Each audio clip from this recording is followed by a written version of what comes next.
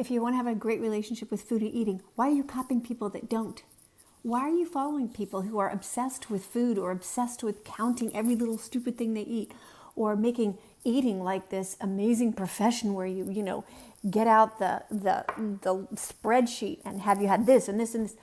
If that's the life you want to live, go ahead, but you don't need to. You don't need to. There's bank being made on you by convincing you of that. If you'd like a different perspective, just stick around and listen to this. I'm answering questions from what you guys ask me. Me, an intuitive eater since the year 2000, and intuitive eating, yeah. No, you don't know what it is. You don't even know what it is, all right? So don't shun away and run away from something that could save you from the misery of the way that you eat now. And yeah, it's probably miserable. So I'm gonna answer some questions. There they are on my head. And let's just see, just give it a second to see if this resonates with you as well. Maybe something you should think about. All right, I'm answering questions from the date of, who really cares, but December 4th, the video I put out that day, 2023. And this is a great question, and I'm sure that you've thought of this. Can you ever eat just for fun? Like, I love to splurge on a yasso bar in the evening, even though I'm not physically hungry. I don't know what a yasso bar is, but we talk to people from all over the world. Maybe it's something from another country. I don't know, or you'll correct me. No, you don't eat just for fun, because that's a big fat lie. Eating just for fun is a myth, because when you eat when you're hungry, that's where the fun is.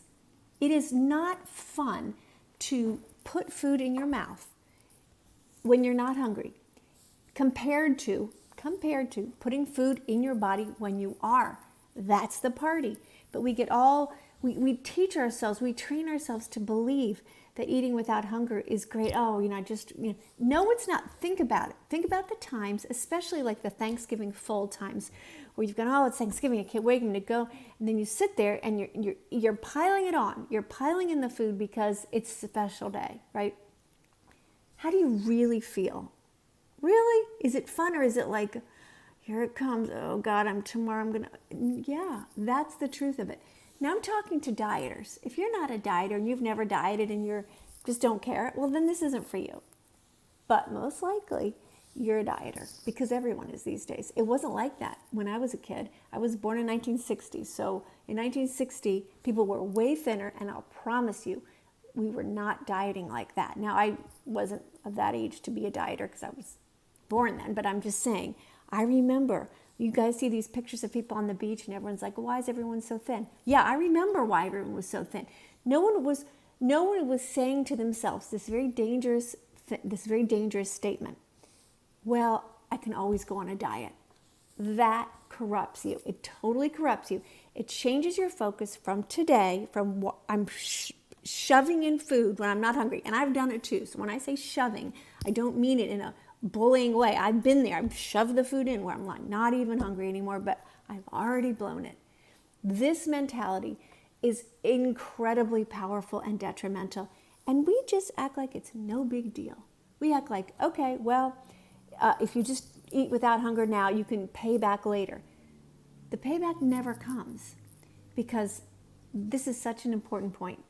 I'm gonna bring it up and show it to you in a second, but finally, there is some neuroscientists talking about the truth about permanent weight loss.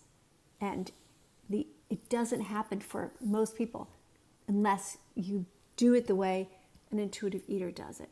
And the way, when you lose weight on a diet, because you said to yourself for the last month before Christmas, I'm just eating whatever, I'm going to worry about this in January. And you're like, okay, now I'm going on a diet. Okay, so you go on the diet, you restrict heavily, and restrict major restrictions, and then you lose some weight, because if you majorly restrict calories, you lose some weight until your body adjusts, and then the metabolism drops and everything changes, and all of a sudden it's not so easy.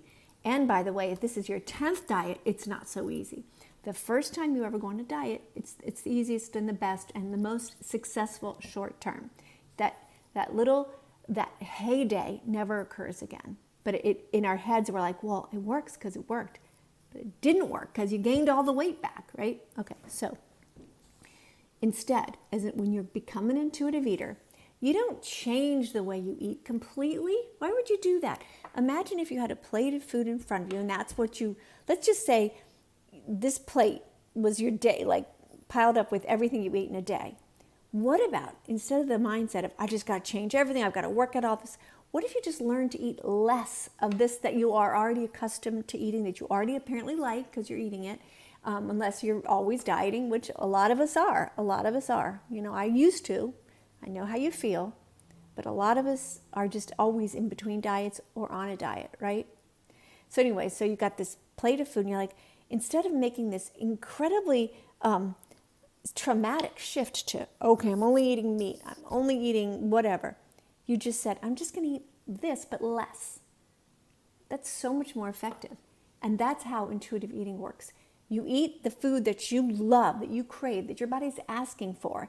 And if you don't think that happens, stick with me in another video. Yes, it does. Yes, your body has cravings, and you may not hear them now because you're not listening, but of course you can. You're an animal, so yes, you have that. Unless you have some disease, but you probably don't. Okay, no, I'm not a doctor, but I've worked with people all over the world, and in general, people have cravings and hunger and satiety. As soon as they start listening, they hear them. Okay, so this plate of food, what if you just clocked it down? 10%, 15%, depending upon what you want to do. That gentle shift by just eating less, but not making it a big trauma fest for you, that less amount of food, you realize in short order that as long as you can eat when you're hungry, and all you're doing is instead of finishing everything, instead of immediately jumping on your hunger, I keep knocking my necklace, sorry. Instead of just immediately, bouncing onto your hunger, like I'm not gonna, wait 5 seconds. I'm not gonna make sure that's true hunger. Instead of doing those habits that you have, because that's how we're taught to eat. Oh, it's noon, eat. It's a party, eat. Instead of doing those things by rote or by just habit, you start saying, I just want to get back to my happy weight. And the way I would like to do that is to eat the food I love, but just slightly less. And if I do that, I will lose weight. It will take longer than a diet. It'll take longer. Have I scared you off? Well, go ahead. Go on that diet, lose the weight, gain it back. Do that 5 or 10 times. Do it. I dieted for 25 years. I sometimes try to think, how many diets did I go on and lose weight and gain it back? Just so many, sadly, so many. So it took me a long time to get this message myself. So I understand the struggle of accepting that this simplicity is where it's at. But it is, okay? So instead of saying, I'm just going to always, when I'm on a diet, I'm going to eat completely different. No, stay in your life. Stay eating what you love. And you may let your body direct you to food that you love, that you may be resisting because, wow, if I eat that, I feel like I'm on a diet because I don't think I really should eat salad unless I'm on a diet. Oh, but your body's actually craving that. Oh, well, yeah, then that's what you would like to have. That will be joyful and delicious. So you get rid of all those preconceived notions of the foods you should and shouldn't have. And instead, you learn to eat the food that you love a little bit less.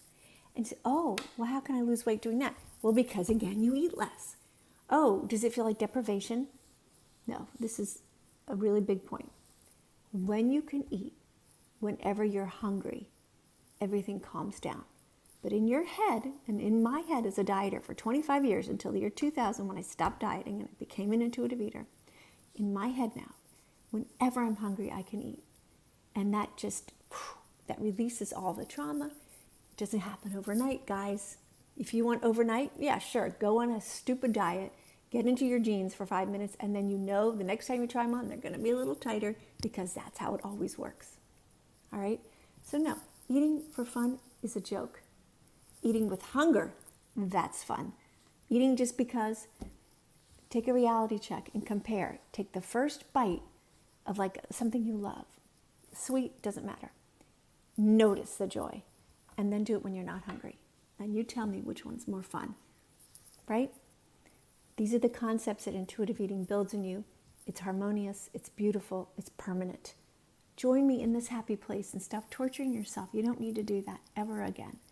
Make this the time that you stick with this new notion of no more dieting.